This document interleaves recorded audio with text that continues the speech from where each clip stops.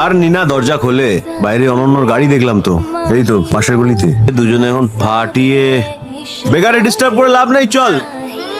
আমি কিন্তু এর পাশে বসছি না।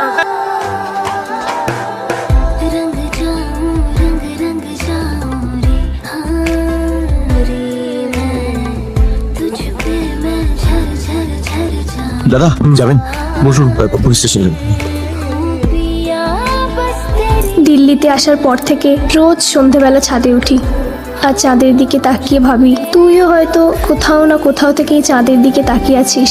দুজনেই চাঁদ দেখছি, কিন্তু দুজনে কত দূরে।